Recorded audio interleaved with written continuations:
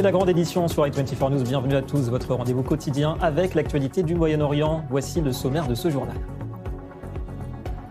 Lentement mais sûrement, le Conseil de la paix pour Gaza trace son chemin loin des sentiers battus des Nations Unies. Après hésitation, Binyamin Netanyahou accepte à son tour l'invitation de son allié américain.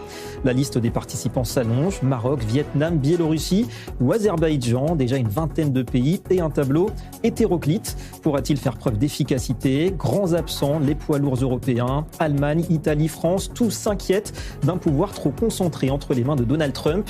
Nous reviendrons évidemment sur le show livré à Davos tout à l'heure par le président américain. Il a parlé aussi de l'Iran, Donald Trump, préparatif toujours aussi intense de l'armée américaine autour de la région du Golfe. Des chasseurs supplémentaires sont déployés et l'on prête à Washington que les options militaires sont toujours sur la table. La bataille est aussi rhétorique quand le président américain menace de rayer l'Iran si Téhéran tente de l'assassiner.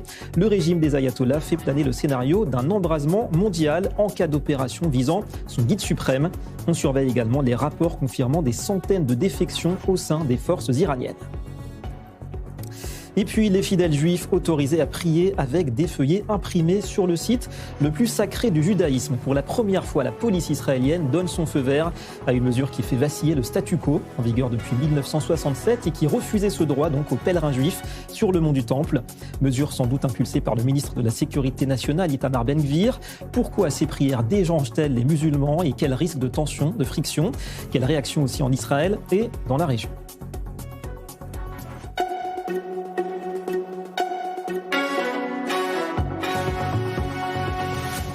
Voilà pour les titres. Bonsoir à tous. Il se pose donc à Davos en chef d'orchestre d'un nouvel ordre international contournant les Nations Unies et assumant le rapport de force. Encore beaucoup de choses à dire ce soir autour des dernières déclarations de Donald Trump. On va commencer par Gaza, le projet d'un Conseil de la paix dont l'ambition est d'assurer la stabilité dans la région. Eh bien, le président américain semble avoir trouvé les mots pour convaincre plusieurs pays d'intégrer cette instance qu'il dirigera lui-même, y compris son ami Binyamin Netanyahou. Résumé de tout cela avec Mathieu Winding.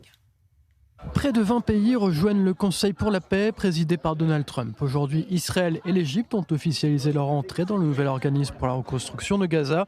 Ils rejoignent ainsi les Émirats arabes unis, la Biélorussie, le Maroc, la Hongrie, Bahreïn, l'Albanie, l'Arménie, le Kosovo, l'Argentine, le Paraguay, le Vietnam, le Pakistan, le Kazakhstan, l'Azerbaïdjan, l'Ouzbékistan et le Canada. Ottawa a cependant refusé de s'acquitter de la cotisation pour entrer au Conseil, car chaque pays devra s'acquitter d'un droit d'entrée d'1 milliard de dollars pour un siège permanent. Des cotisations moins élevées seraient envisageables. Donald Trump, en qualité de président du Conseil, contrôlerait les fonds récoltés. Ce dernier a réagi avec colère quand Emmanuel Macron a décliné l'invitation et estimé que la nouvelle organisation soulevait de sérieuses questions quant au rôle des Nations Unies. L'Italie, le Danemark, la Suède et la Norvège ont également refusé de participer. Berlin a remercié la Maison-Blanche pour l'invitation, mais aussi posé la question du rôle des Nations Unies. Je veux dire, l'ONU n'a pas été très utile. Je suis un grand admirateur du potentiel de l'ONU, mais elle n'a jamais été à la hauteur de ses capacités. L'ONU aurait dû régler toutes les guerres que j'ai réglées. Je ne me suis jamais adressé à eux. Je n'ai même jamais pensé à le faire. Elle devrait être capable de régler ces guerres. Et je pense qu'il faut laisser l'ONU continuer, car son potentiel est énorme. Selon la chaîne américaine CBS News, le président Trump veut une cérémonie d'inauguration du Conseil pour la paix demain au Forum économique mondial de Davos, où il est arrivé ce matin. Donald Trump envisagerait d'étendre le mandat du Conseil au-delà de la reconstruction de Gaza. Le président américain pourrait également continuer de diriger le Conseil pour la paix après la fin de son deuxième mandat. La Constitution américaine lui interdit de briguer un troisième mandat. Donald Trump pourrait ainsi conserver son influence sur la scène internationale après son départ de la Maison-Blanche. Et Donald Trump qui avait par ailleurs indiqué que les États-Unis pensaient savoir où se trouvait le corps de Ran Gvili, le dernier otage israélien qui est retenu toujours dans la bande de Gaza depuis octobre 2023. On va interroger ce soir depuis Washington un expert, c'est Azem Al-Gabra. Bonjour et merci à vous en direct de Washington DC. Vous êtes ancien conseiller principal au département d'État américain. D'abord, concernant Gaza, pourquoi, d'après vous, les pays européens refusent de jouer le jeu de ce Conseil de la paix?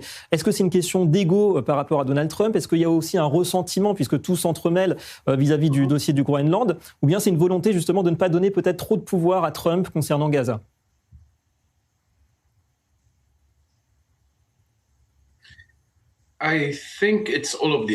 Je pense que c'est pour toutes ces raisons-là. Les Européens sont préoccupés concernant la Groenland, il y a les pressions économiques sur l'Europe et aussi le manque de clarté concernant à quoi va ressembler cette nouvelle organisation. Et il y a des pays qui sont très opposés. Ce qui est intéressant parce que les pays qui sont impliqués, eh bien, sont en fait ceux qui vont diriger ce nouveau projet. Les Européens résistent et préfèrent résister que de jouer un rôle et de mener le projet. Alors justement, c'est ça, la composition de ce Conseil, c'est très hétéroclite. On a dit, il y a la Turquie, le Qatar, l'Azerbaïdjan, il y a même Israël. On a du mal à trouver une cohérence. Ça s'annonce compliqué, vous pensez, en termes d'efficacité ? Je suis d'accord avec vous. Ce qu'on voit et ce qu'on entend aujourd'hui, ce ne sont que certains aspects de tout le projet. Et je ne sais pas si vous vous souvenez, mais il y a quelques mois, il y avait tout un projet dirigé par Tony Blair qui a été remplacé par ce projet-ci. Donc les choses sont très changeantes, très dynamiques et je recommanderais de ne pas juger par avance. Si certains ont des préoccupations, et Israël en a, je leur conseillerais d'être plus impliqués et de faire entendre leurs préoccupations parce que c'est un projet qui est encore en cours de création. Ouais, d'ailleurs, les États-Unis, quelque part, sont en train de prendre le rôle des Nations Unies. Il y a un échec, quelque part, justement, des Nations Unies à proposer quelque chose, une solution pour Gaza. Et du coup, c'est Donald Trump qui s'en charge lui-même. C'est un petit peu ça, le constat. Les Nations Unies ont échoué à chaque fois. Souvenez-vous que les Nations Unies, ce sont eux qui sont derrière le UNRWA, qui ont échoué à empêcher le 7 octobre. L'ONU a échoué, complètement échoué. Alors, cela ne va pas remplacer les Nations Unies, mais j'aimerais que ce soit un réveil pour les organisations internationales. Mais lorsque on regarde les détails de ce qu'on connaît aujourd'hui, Trump oblige à faire un investissement financier, ce qui crée un engagement, alors que dans les organisations internationales, il faut toujours supplier pour recevoir de l'argent. Et il s'agit d'avoir une approche table ronde. Tous les pays ont un statut égal, ce qui peut aider à créer des solutions au lieu de créer des débats incessants comme on en voit à l'ONU. En tout cas, d'ailleurs, c'est la crédibilité diplomatique des États-Unis qui est en jeu avec ce Conseil de la paix. On voit aussi, pour conclure, que Donald Trump a tout fait pour donner un rôle important à la Turquie d'Erdogan à Gaza. Comment est-ce que vous jugez justement cette proximité entre Ankara et Washington ? Et est-ce qu'elle est en train de se consolider au détriment d'Israël, aussi au détriment des Kurdes, quelque part ?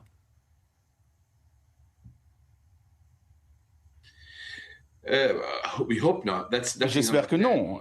Ce n'est pas cela qui est prévu. Le président Trump croit véritablement que la Turquie est un acteur extrêmement important dans la région. C'est une puissance économique, c'est une puissance militaire, et il est beaucoup plus bénéficiel d'avoir la Turquie dans le camp occidental que de les en éloigner comme cela a été au cours des dernières années.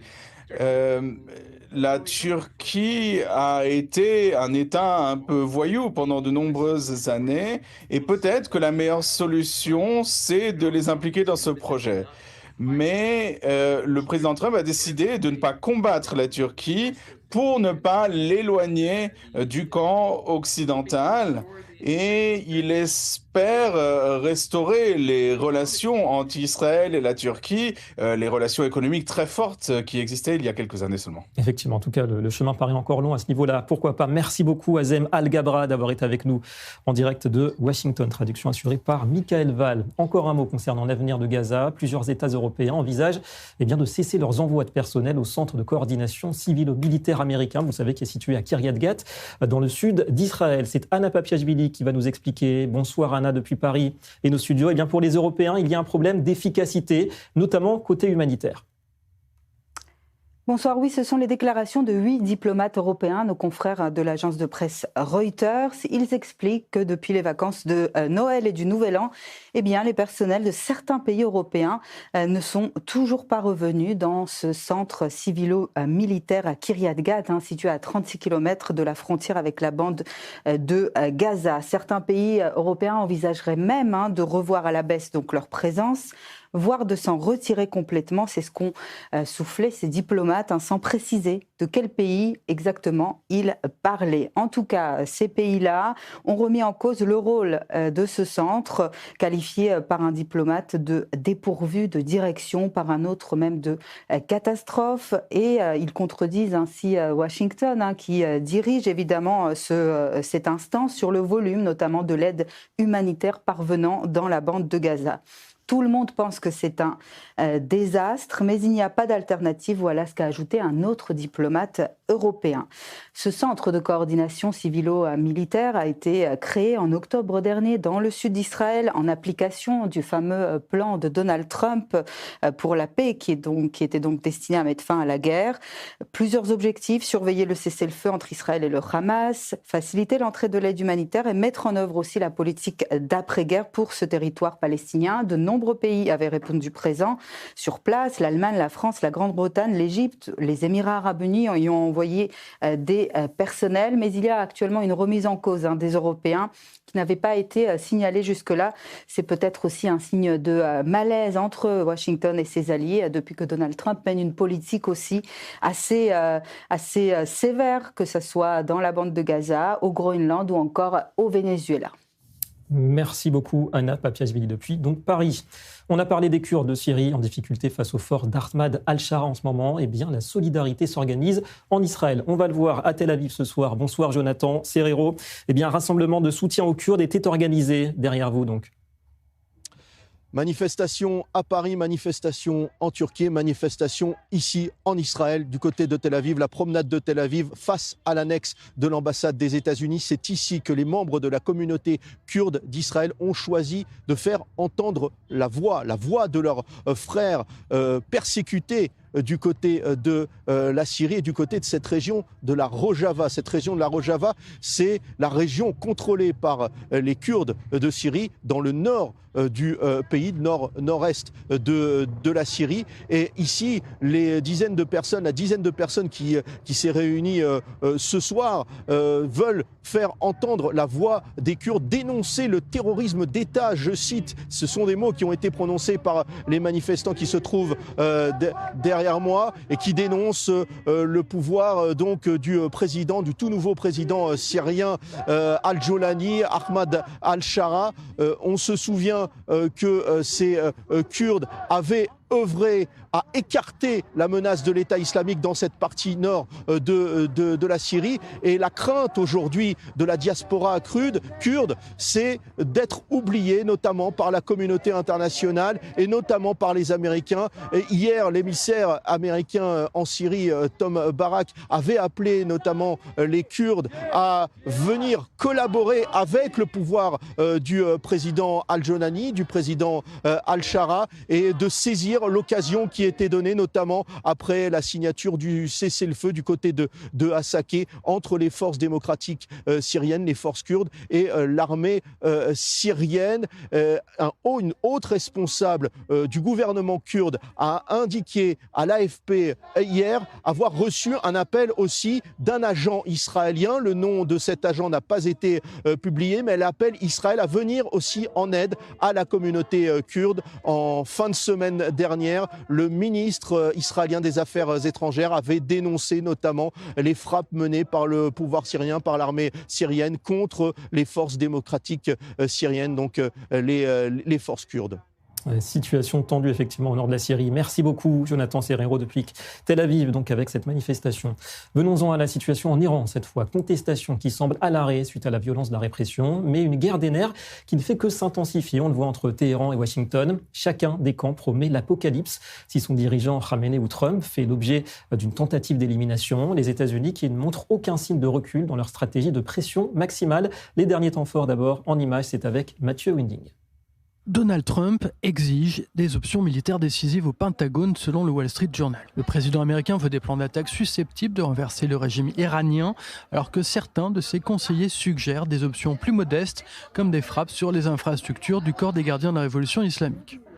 Le commandement central américain continue de déployer des navires et des avions de chasse au Moyen-Orient. Dans une interview accordée hier soir à News Nation, le président américain met en garde l'Iran. Les menaces répétées contre sa vie entraîneront la destruction du pays. J'ai laissé des instructions. S'il arrive quelque chose, on va faire exploser tout le pays. Vous savez, déjà, Biden aurait dû dire quelque chose quand ils ont fait la déclaration. On se demandait pourquoi il ne dit rien. Un président doit défendre un autre président.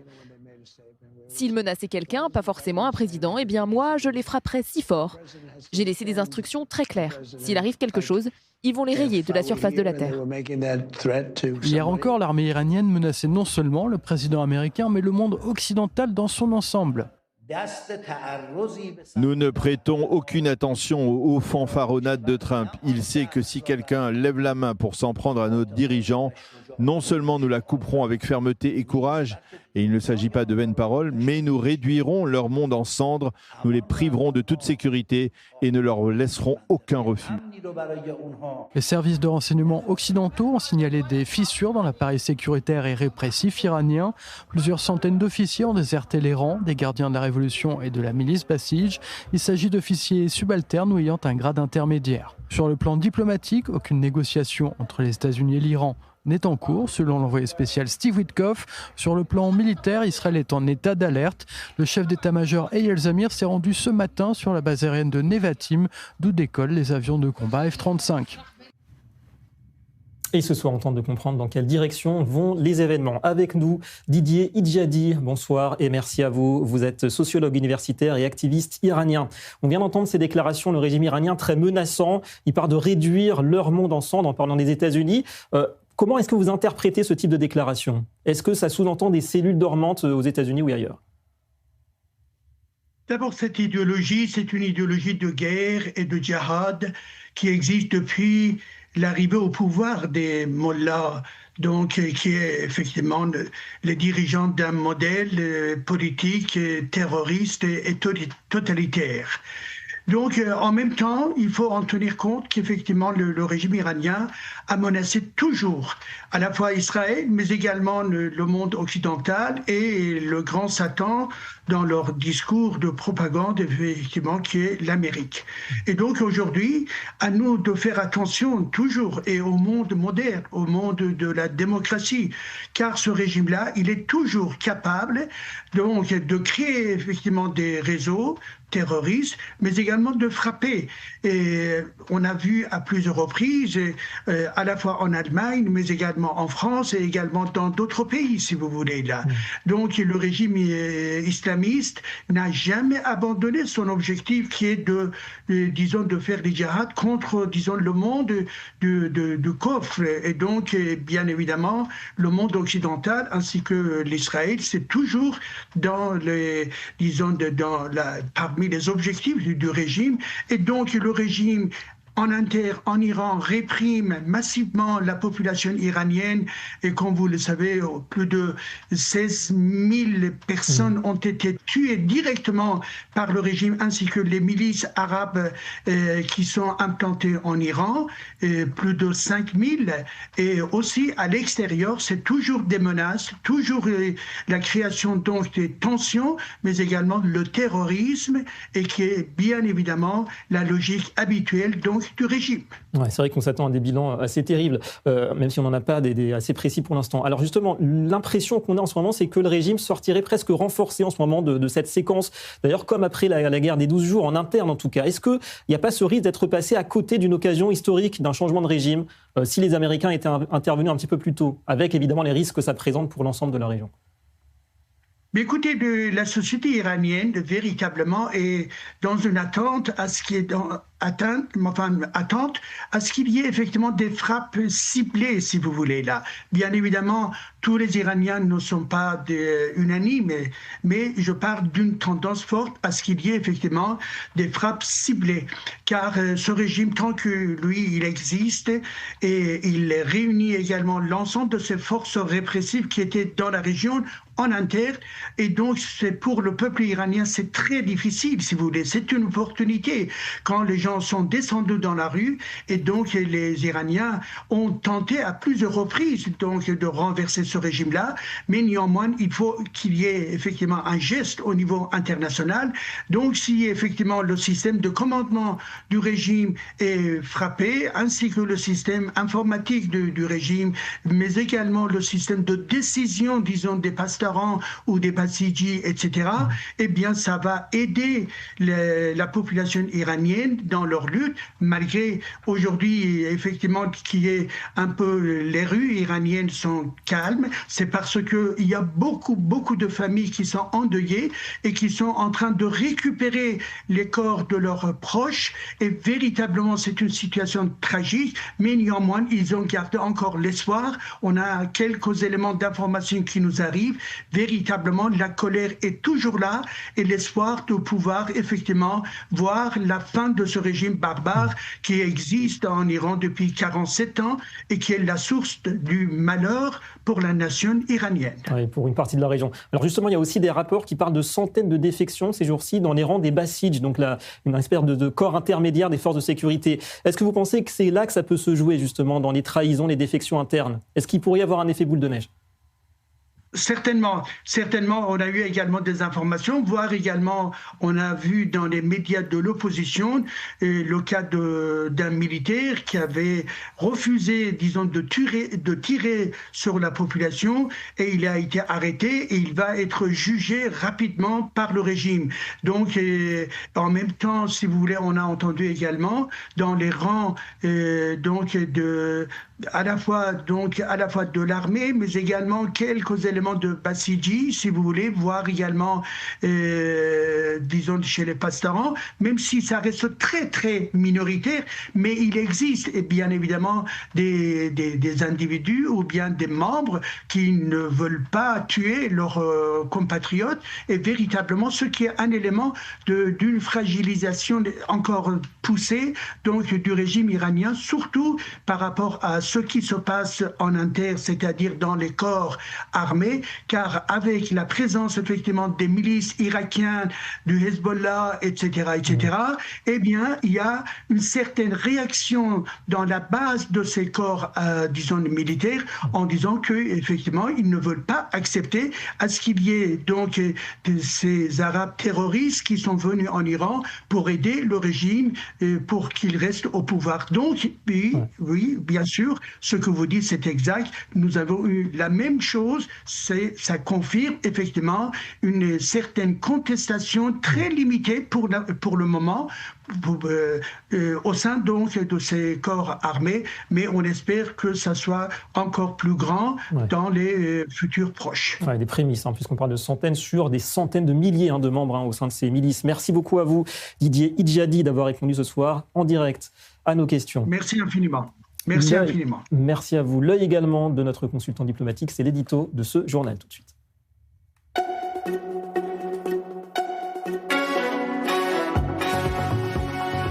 On s'arrête ce soir sur le personnage qui veut incarner le changement en Iran. Reza Pahlavi, loin de l'agitation de la Maison-Blanche, il se présente en homme providentiel, Christian Mallard. Bonsoir Christian, le fils donc de l'ancien Shah d'Iran, qui est quelque part à mi-chemin entre le passé et l'avenir, pourquoi pas, de l'Iran. S'il y a aujourd'hui une personne qui jouit du soutien d'une majorité d'Iraniens, c'est bien Reza Pahlavi, qui n'a pas le profil d'un dictateur. Pour reprendre une fable de La Fontaine, il ne veut pas apparaître comme la grenouille qui se veut aussi grosse que le bœuf. Face à la perte de légitimité du régime, Reza Pahlavi incarne l'alternative pour une période de transition face à une théocratie chancelante. Aujourd'hui, les manifestants, à l'intérieur comme à l'extérieur de l'Iran, n'ont pas de leader officiel. Selon Google Trends, Reza Pahlavi est devenu le leader reconnu de la grande majorité des opposants qui sont prêts à lancer un appel pour une république laïque avec séparation de l'Église et de l'État. Toujours selon Google, 90% des Iraniens sont prêts à suivre Reza Pahlavi. Ali Khamenei, lui, n'a jamais été aimé du peuple. Aujourd'hui, il est plus que haï. Reza Pahlavi a raison de traiter Ali Khamenei d'anti-iranien criminel, ajoutant « Vous avez du sang de milliers d'Iraniens sur les mains. Votre régime, dit-il, et tous vos mercenaires sont responsables du sang versé. Vous serez jugés comme l'ont été les nazis à Nuremberg. » La situation de l'Iran ressemble en tout cas à celle d'un pays qui vit sous la loi martiale. Reza Pahlavi demande aux Iraniens de ne pas avoir peur et de poursuivre le combat jusqu'à la victoire finale qui sera un hommage à ceux qui ont laissé leur vie. Que fait Donald Trump au milieu d'une telle situation dans laquelle Reza Pahlavi est omniprésent, sans avoir les armes dont dispose le président américain? Reza Pahlavi a compris que les tergiversations de Donald Trump jouent en faveur du régime iranien. Alors, il décide d'occuper le terrain. Affaire à suivre. Assure effectivement en fonction des évolutions sur le terrain en Iran. Merci beaucoup, Christian Mallard, depuis nos studios à Paris. On va voir également que le show Donald Trump, cela se passait à Davos, le Forum économique mondial, le président américain qui a fait étalage de ses talents d'orateur dans son style si particulier. Les participants en ont eu en tout cas pour leur argent 1 heure de discours pour brasser une bonne partie des dossiers qui le préoccupent en ce moment. On retrouve à Washington, devant la Maison-Blanche, Antoine Hollard, notre correspondant. Bonjour Antoine. Groenland, Iran, Gaza, chacune de ces phrases mériterait commentaires et analyses. On va essayer quand même de retenir l'essentiel avec vous. Oui, écoutez, ce qu'on retient d'abord et avant tout, c'est cette déclaration de Donald Trump concernant le Groenland, le président américain qui écarte l'idée d'une intervention militaire pour se saisir de ce territoire qu'il convoite. Il a été sans ambiguïté sur ce sujet. Je ne recourrai pas à la force. Voilà ce qu'il a déclaré. Déclaration très importante puisque ces derniers jours, la Maison-Blanche expliquait que toutes les options étaient sur la table. Alors, si Trump recule, en tout cas concernant l'option militaire, c'est probablement pour deux raisons. D'abord, les sondages. On voit que l'opinion publique américaine est massivement opposée à toute forme d'intervention militaire pour envahir le Groenland. Et ça, c'est aussi bien les électeurs démocrates que républicains qui le disent, c'est-à-dire y compris les électeurs de Donald Trump sont opposés à cette option. Et puis surtout, ce qui a manifestement fait changer Trump d'avis, c'est la réaction des marchés, les marchés qui ont dégringolé ces derniers jours à la perspective d'une possible intervention armée des États-Unis. Alors sur le fond, Donald Trump, en revanche, ne varie pas. Il continue de dire qu'il veut acquérir le Groenland. Il dit qu'il veut lancer des négociations pour y parvenir. Il emploie d'ailleurs toujours un peu ce discours de mafieux en disant que si le Danemark accepte son offre, ce sera très apprécié. Sinon, dit-il, nous n'oublierons pas, avec entre les lignes donc la menace d'une guerre économique cette fois, la menace d'imposer des taxes douanières très importantes pour faire plier le Danemark et les Européens. Ce qui est très intéressant aussi, c'est l'argumentaire un peu nouveau que Donald Trump a développé tout à l'heure pour justifier le fait que les États-Unis méritent quelque part d'obtenir le Groenland. Il explique que pendant des années, les États-Unis ont dépensé des milliards de dollars dans l'OTAN et qu'en échange, ils n'ont jamais rien reçu et qu'au fond, finalement, le Groenland n'est pas un prix si élevé que cela. Alors évidemment, tout cela n'est pas tout à fait juste puisque les États-Unis n'ont pas rien obtenu en échange. Rappelons qu'après les attaques du 11 septembre, les pays de l'OTAN sont venus à la rescousse des États-Unis. Ils se sont battus aux côtés des Américains en Afghanistan. Les Danois en particulier, qui ont payé un prix très fort. Beaucoup de leurs soldats sont morts en Afghanistan. Mais tout cela, Donald Trump fait semblant de ne pas le savoir et continue donc de réclamer la propriété du Groenland avec ce discours toujours un peu de promoteur immobilier. Trump dit qu'on ne défendra correctement que ce que l'on possède et non pas ce que l'on loue. Voilà, le deal toujours de Donald Trump. Merci beaucoup Antoine Hollard devant la Maison-Blanche à Washington. On va d'ailleurs écouter un court extrait du discours de Donald Trump. Il a parlé aussi, et oui, du système antimissile d'hommes de fer israélien avec sa propre vision des choses. Morceau choisi. Nous l'avons fait pour Israël. Et d'ailleurs, j'ai dit à Bibi, arrête de t'attribuer le mérite du dôme. C'est notre technologie, c'est notre matériel. Ils ont fait du bon travail et nous avons éliminé la menace nucléaire iranienne comme personne ne pouvait l'imaginer. Qui osera contredire Donald Trump? Eh bien, décryptons autant que possible ces messages du chef de la Maison-Blanche. Tout cela en 3 questions.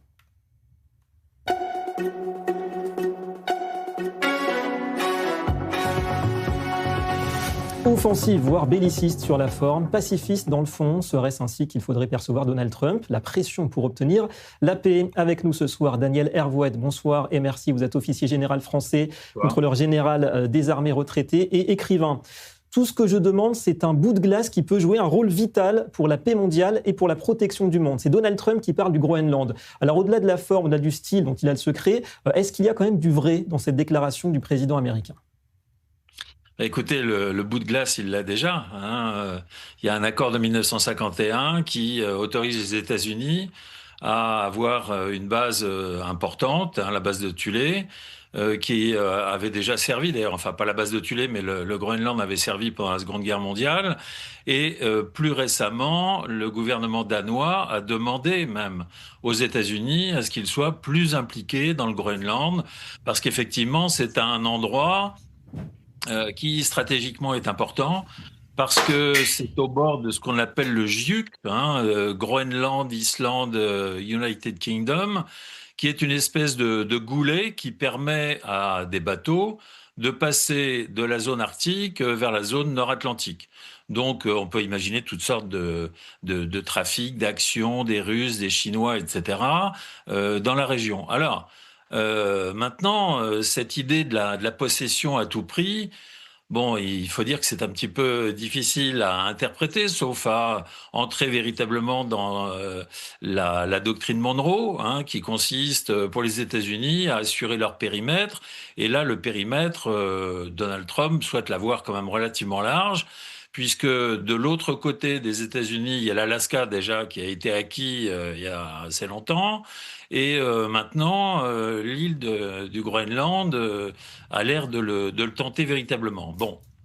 Alors ça, c'est pour la question géopolitique, je dirais, mais je crois aussi qu'il y a d'autres choses qu'il ne faut pas oublier, c'est que le Groenland, et on l'a déjà démontré d'ailleurs pendant la Seconde Guerre mondiale, où il y avait des mines qui produisaient ce qui était nécessaire à la fabrication de l'aluminium, et désormais, il y a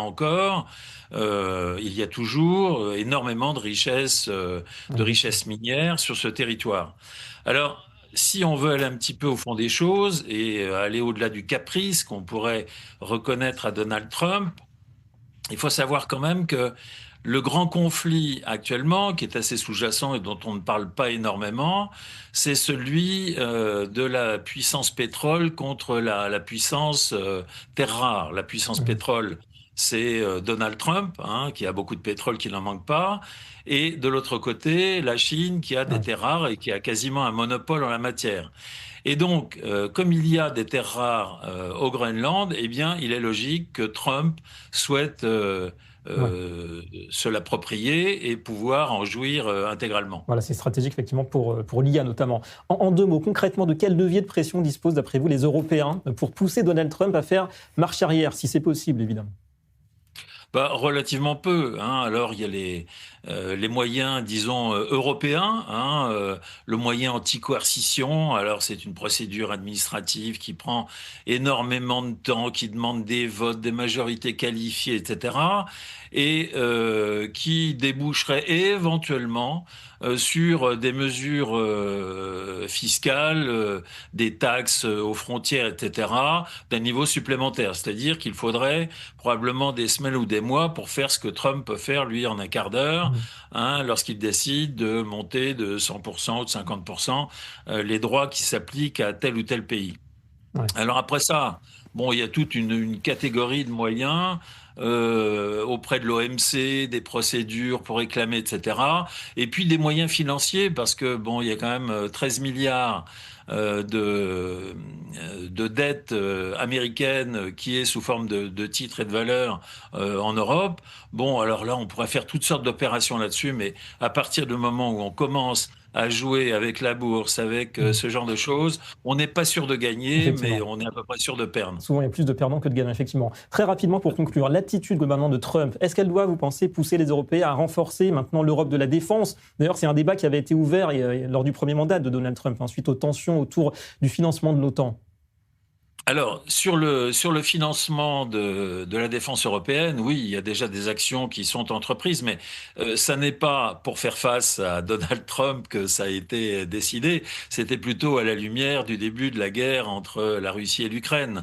Donc, dans ce registre-là, il y a effectivement un plan de 800 milliards de l'Union européenne. Alors, l'Union européenne, c'est plus de 20 pays qui ont tous plus ou moins envie d'assurer leur souveraineté. Si vous allez parler aux Polonais de partager le commandement, l'action militaire, etc., avec les autres pays européens, personne n'en veut. Et ça se manifeste d'ailleurs beaucoup au niveau de l'armement. On parle de défense européenne, mais alors on achète américain, des F-35, etc. Chacun fait ce qu'il veut. Ça prendra du temps. Aucun ne souhaite véritablement une défense européenne. On n'a d'ailleurs jamais réussi à établir une défense européenne. Le seul truc qui existe, c'est l'OTAN. Bon. Et l'OTAN, tout le monde est à peu près d'accord pour que ça continue. En tout cas, du temps et de l'argent, c'est ce qu'il faudra aux Européens. Merci beaucoup à vous, Daniel Hervouet, d'avoir été en direct avec nous ce soir pour les 3 questions. Une page politique en Israël, le duel qui est appelé à rythmer, pourquoi pas, les prochaines élections.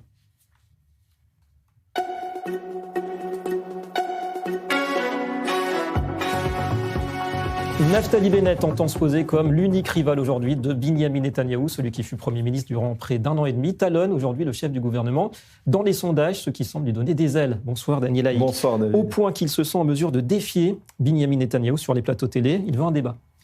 Oui, on peut dire que Naftali Bennett est rusé, mais Netanyahou n'est pas moins rusé que lui en tout cas. Et effectivement, en proposant un débat télévisé d'une certaine manière, Naftali Bennett sait que Binyamin Netanyahou ne l'acceptera pas. Pourquoi ? Parce que, le dernier débat télévisé que le Premier ministre a accepté, c'était en 1999, l'année où il a perdu les premières élections après avoir été au pouvoir pendant 3 ans. Il avait déjà réussi un débat télévisé contre Shimon Peres, qui lui avait été favorable, mais depuis, il a été traumatisé en 1999 par un débat avec Itzik Mordechai, et depuis, il a compris que il valait mieux dans les débats télévisés ne pas y participer parce qu'on n'y gagnait pas obligatoirement grand-chose. Et donc, depuis, Binyamin Netanyahou ne participe à aucun débat télévisé. Il estime, d'une certaine manière, que participer à un débat télévisé avec des personnalités qui n'ont pas été Premier ministre, cela le rabaisserait d'une certaine manière. Et c'est exactement ce que voudrait, le contraire de ce que voudrait Naftali Bennett. Naftali Bennett, lui, il estime qu'en proposant à Binyamin Netanyahou un débat, cela rehaussera son prestige. Alors il faut bien comprendre que pour Binyamin Netanyahou, Naftali Bennett, c'est le Premier ministre qui a occupé la fonction le moins de temps de l'histoire de l'État d'Israël, 1 an seulement, alors que lui, Binyamin Netanyahou, on le sait, est au pouvoir depuis plus de 16 ans. Alors, il n'est pas question pour Binyamin Netanyahou de se rabaisser, entre guillemets, au niveau de Naftali Bennett. C'est la raison pour laquelle Bennett peut toujours proposer. Il n'en fera rien. Il n'y a que très peu de chances pour qu'on voit un débat télévisé entre le Premier ministre et l'un de ses rivaux politiques. Donc un coup d'épée dans l'eau. Alors 2 partis pris ce soir, pour le prix d'un, Daniel. On voulait évoquer aussi avec vous cette polémique qui concerne David Zini. On le sait, c'est le nouveau patron du Shabak, le renseignement intérieur israélien. Eh bien, David Zini, il évite de serrer la main des femmes et ça ne plaît pas à tout le monde, surtout à gauche. Oui, effectivement. Il faut rappeler le cadre. On va dire... David Zini, chef du Shin Bet, devait participer à une cérémonie de remise de diplôme à des agents du Shin Bet. Et parmi ces agents, il y avait plusieurs femmes. Qu'a fait David Zini, qui est un homme très religieux, il a envoyé des lettres à ses lauréates en les prévenant, en leur disant qu'il n'avait pas l'habitude de serrer la main de femmes et qu'il ne voulait pas les embarrasser. Et tout ça s'est très bien passé, la cérémonie s'est très bien déroulée, mais vous savez qu'il y a des gens très mal intentionnés envers David Zini, et ça quasiment depuis avant même sa nomination au poste de chef de Shin Bet. Et ceux-ci ont fait ébruiter cette affaire et ont estimé qu'il y avait là un comportement qui était indigne de la part d'un chef du Shin Bet. Alors il faut bien préciser, c'est vrai, David Zini, c'est un style nouveau. Dans les plus hautes fonctions de l'État, il faut souligner que David Zini, sa pratique religieuse, sa patrie du judaïsme, elle est au cœur de toute sa vie, de tout son engagement, de son engagement dans la vie civile ou de son engagement très long, prolongé dans sa carrière militaire. Et donc pour David Zini, c'est sa carte d'identité. Il n'est pas question qu'il y renonce, mais il le fait avec beaucoup de dignité. Et ce qui est étonnant, c'est que ceux qui critiquent aujourd'hui David Zini à ce sujet-là, c'est probablement les mêmes que ceux qui exigent que les milliers d'élèves orthodoxes s'enrôlent dans l'armée israélienne. Alors à cela, il faut très clairement dire, l'armée israélienne, elle a changé. Ce n'est plus le creuset laïque socialiste de l'époque des années 60 ou 70. C'est une armée aujourd'hui qui est de plus en plus mobilisée par des officiers et des soldats orthodoxes ou religieux, et cela n'est pas prêt de changer. Effectivement, démographie qui évolue effectivement au profit du camp religieux en Israël. Merci beaucoup Daniel Haïk pour ces deux partis pris ce soir. Également au chapitre religion et politique, on va commenter ce soir cette décision en forme de petite révolution à Jérusalem. Pour la première fois, la police israélienne autorise des prières juives imprimées sur le mont du Temple, au cœur de la vieille ville. Petite révolution parce que jusqu'ici, on le sait, le statu quo, accord tacite conclu avec le Waqf jordanien en 1967 à l'issue de la guerre des 6 jours, interdisait aux Juifs tout support liturgique. En ligne avec nous ce soir, Chaim Berkovitz. Bonsoir et merci, vous êtes historien. Bonsoir. Alors, des Juifs qui ont le droit de prier avec des feuillets de prière sur le site le plus saint du judaïsme. Pour vous, ça aurait dû être quelque chose d'évident depuis longtemps. Pourquoi d'abord maintenant cette décision? On doit d'ailleurs sans doute à Itamar Ben-Gvir, le ministre de la Sécurité nationale.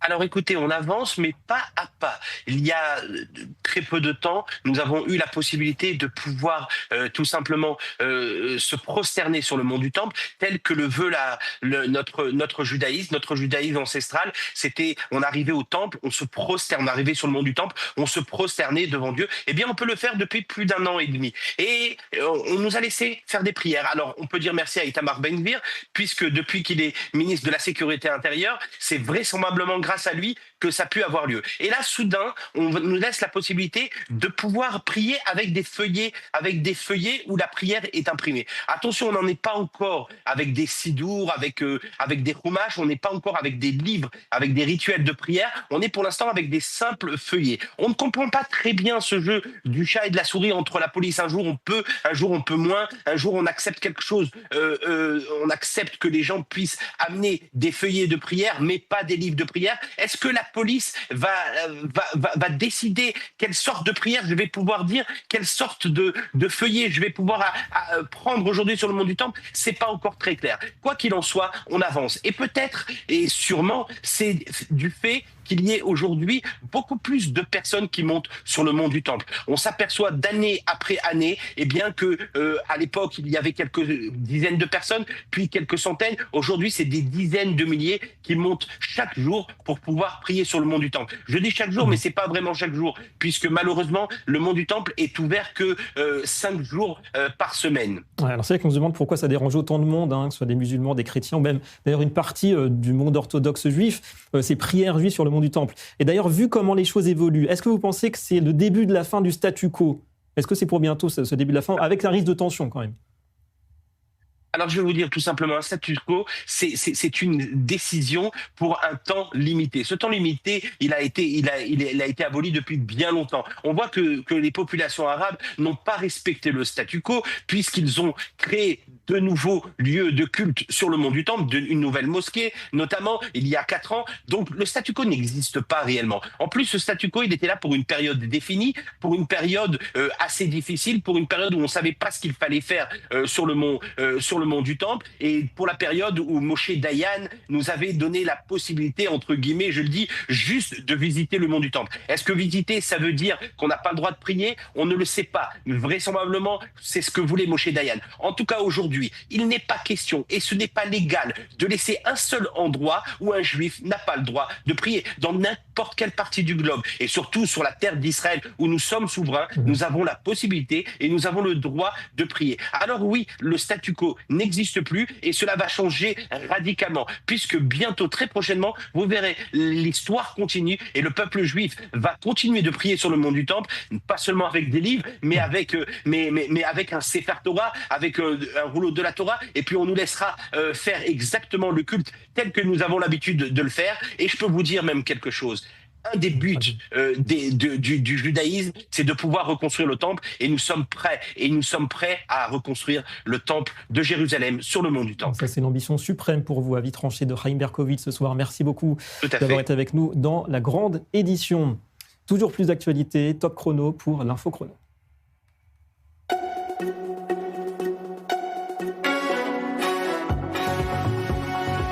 D'abord l'Australie et la haine anti-juive. 5 semaines après l'attentat antisémite de Sydney, incident gravissime à Melbourne. 5 adolescents juifs orthodoxes âgés de 15 et 16 ans ont été pourchassés par des individus en pick-up. Le conducteur hurlait Heil Hitler, faisant des saluts nazis et menaçant de les poignarder. Les jeunes garçons ont tenté de prendre la fuite en courant, vous voyez, mais le véhicule a alors accéléré puis a fait demi-tour en leur direction. La police locale dit avoir ouvert une enquête. Le Premier ministre, Anthony Albanese, a condamné l'incident. Football, une star israélienne qui a brillé hier soir en Ligue des Champions, Oscar Glour, a contribué à la victoire 2-1 de son équipe, l'Ajax Amsterdam, sur la pelouse des Espagnols de Villarreal. C'est lui qui a inscrit le but égalisateur à 1-1, un résultat qui permet au club hollandais de préserver ses chances de qualification. Et puis le voilà sur les bons rails. À 27 ans, Noam Betan sera le représentant d'Israël pour le prochain concours de l'Eurovision. Né en Israël de parents venus de France, il a triomphé hier soir lors de la grande finale de l'émission Hakochav Abba, l'équivalent de la Nouvelle Star. Et cela alors que des tensions et des incertitudes entourent, comme on sait, le déroulement de cette Eurovision 2026. Rendez-vous prévu à Vienne en mai prochain. La chanson, elle, sera dévoilée d'ici le mois de mars. Allez, une petite parenthèse pour évoquer la politique française cette fois-ci. Un peu plus d'un an avant la prochaine présidentielle, les élections municipales font figure de répétition générale pour les différents partis, et notamment on pense au RN ou à LFI. Ce sera d'ici 2 mois. Avec nous ce soir pour en parler, Mickaël Darmon, bonsoir et merci, éditorialiste i24 News. Alors bonsoir. On va d'abord cerner avec vous les principaux enjeux et puis les villes surtout à surveiller. Alors effectivement, bien évidemment, on va commencer par la capitale. L'enjeu principal, au fond, et qui va déterminer tout ce qui va se passer durant ce scrutin, c'est est-ce que cette fameuse prime au sortant qui conforte en général donc les édiles et les maires en place dans les villes, eh bien sera confirmée ou pas. On a le sentiment que d'après les études d'opinion, d'après quand on capte un peu l'humeur du pays, l'ambiance à la fois de colère générale, de défiance à l'égard du politique et d'ambiance de dégagisme pourrait bousculer ce principe. Ce qui fait que, par exemple, à Paris, eh bien, il pourrait y avoir donc une alternance. Il est communément admis, et les études le montrent, qu'il y a une envie d'alternance politique, et on verra qui l'incarnera, si c'est donc la concurrente directe d'Emmanuel Grégoire, donc le candidat socialiste face à donc la maire du 7e, Rachida Dati, et ministre de la Culture, ou si c'est d'autres candidats l'incarneront. Marseille également, la 2e grande ville de France, également très très concurrencée entre le maire sortant socialiste et donc le candidat du RN, Franck Alizio, qui le talonne dans les sondages. Et là, on verra, c'est un autre principe, un autre enjeu sera donc, on va dire, déployé. Eh bien, c'est la tentation sur le terrain de réaliser une alliance entre les partis du RN et de la droite, cette fameuse union des droites qui pourrait donc se mettre en place, parce qu'il y a aussi un nouvel élément qui émerge à travers toutes les enquêtes d'opinion qui sont réalisées récemment sur le scrutin à venir. Eh bien, c'est la constitution d'un front républicain déterminé pour repousser les candidats de la France insoumise dans les villes. Donc, ces éléments-là, associé également au fait que les écologistes, dans les études d'opinion, avec les villes qu'ils possèdent, qu'ils dirigent, notamment Lyon, Bordeaux et Strasbourg, sont considérés comme étant en grande difficulté, il peut y avoir effectivement un scrutin qui soit une sorte de levée de rideau de l'élection présidentielle et qui bouscule beaucoup de bastions établis. Alors justement, vous dites Marseille, intéressant, un laboratoire, pourquoi pas des alliances. Alors scrutin local, mais à portée nationale, évidemment. Est-ce qu'il pourrait avoir des incidences, vous pensez, sur la course à l'Élysée ? Alors absolument, il est de bon ton de dire en général que le scrutin donc des municipales n'est pas un scrutin avec une leçon nationale. C'est évidemment pas la réalité, d'autant plus que cette fois-ci, cette année, eh bien le scrutin municipal, les élections municipales sont quasiment adossées à l'élection présidentielle de 2027, donc qui aura lieu dans la foulée avec toute la préparation et les états-majors qui déjà se mettent en place. Ce qui veut dire que les éléments que l'on va, les événements et et les éléments politiques et les enseignements politiques qui sortiront du scrutin des municipales, eh bien, seront en quelque sorte le périmètre et le coup d'envoi de l'élection présidentielle, avec une fois de plus ce que l'on va vérifier et regarder très précisément, eh bien, c'est l'ancrage et l'avancée du Rassemblement national, la capacité ou pas de la droite d'être dans une logique d'union des droites pour pouvoir repousser en particulier la France insoumise, et le score des écologistes. Tout cela donnera effectivement, l'esquisse de ce qui pourra se mettre en place pour le scrutin de l'élection présidentielle un an après. La photographie des municipales à surveiller de très près, donc d'ici 2 mois en France. Merci beaucoup, Mickaël Darmon, pour cette analyse depuis nos studios parisiens.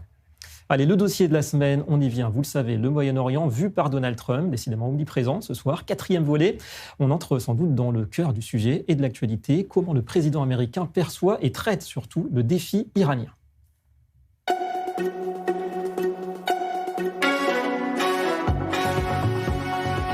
Difficile d'obtenir un contraste plus évident que celui séparant l'approche de l'Iran par Donald Trump et par Barack Obama. Lorsque le démocrate, souvenez-vous, a cru en la diplomatie et à la levée des sanctions avec l'accord de 2015, le républicain a renversé la table.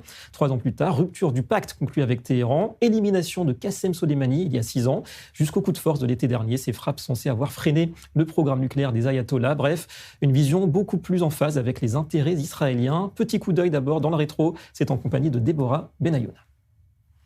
Depuis le début des années 2000, l'Iran est perçu à Washington comme une menace majeure, nucléaire, régionale et idéologique. Mais la manière de faire face à cette menace a radicalement changé entre Barack Obama et Donald Trump.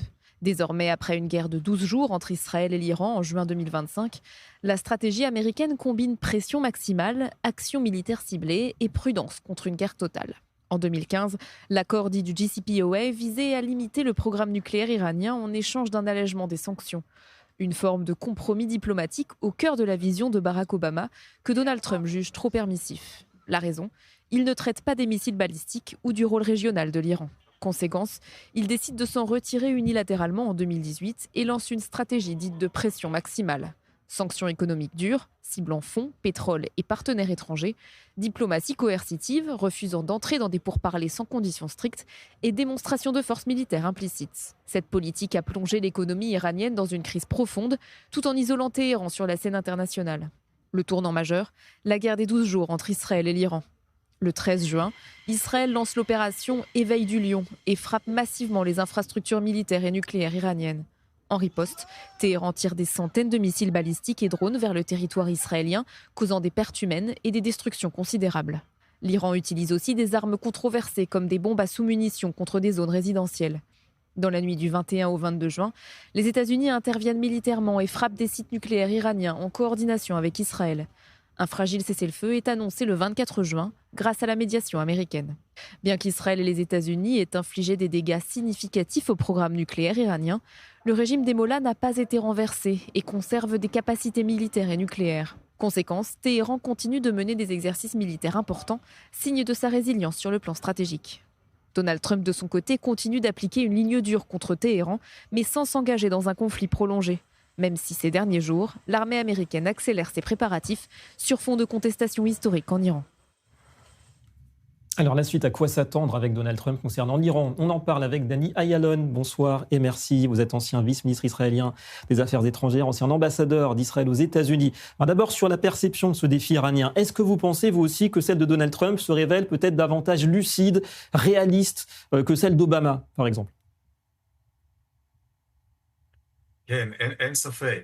Oui, cela ne fait aucun doute. Obama, en 2015, a commis une erreur stratégique parce que les Iraniens étaient déjà à l'époque au bord du précipice économique et étaient prêts à conclure un accord qui aurait été bien meilleur pour l'Occident et pour nous.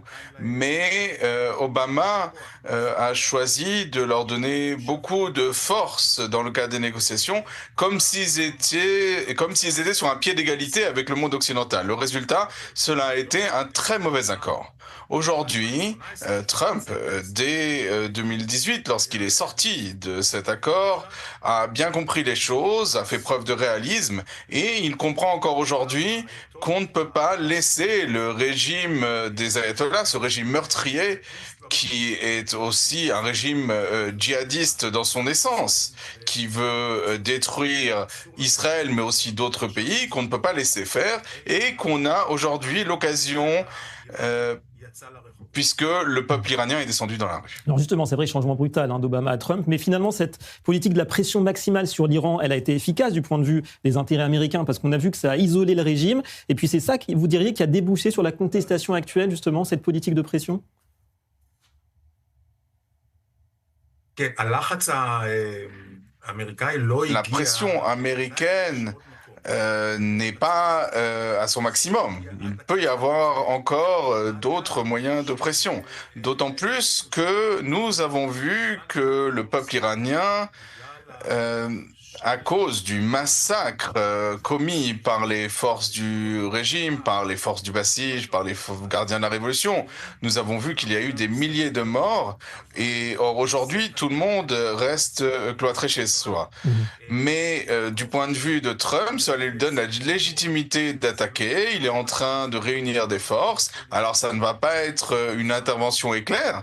Cela peut durer un certain temps avec des cibles choisies qui appartiennent au régime iranien, et j'estime que cela va faire redescendre les Iraniens dans la rue. Et cette fois-ci, la stratégie consiste à faire en sorte que les forces du régime désertent, que les forces comprennent que s'ils continuent à soutenir le régime, eh bien ce sera leur chute à eux aussi. Donc il y a l'espoir, c'est qu'il y a au sein du régime des gens qui sont prêts à déserter et à quitter le navire, et ce pourra être la première brèche dans la muraille des ayatollahs. Donc, pression également sur les forces iraniennes à suivre, s'il ira au bout ou pas face au régime iranien. Donald Trump, merci beaucoup Dani Ayalon, et merci à vous. C'est la fin de la grande édition. Tout de suite, ça se débat. Raphaël Hassine et ses invités. Restez avec nous, très bonne soirée sur iTunes.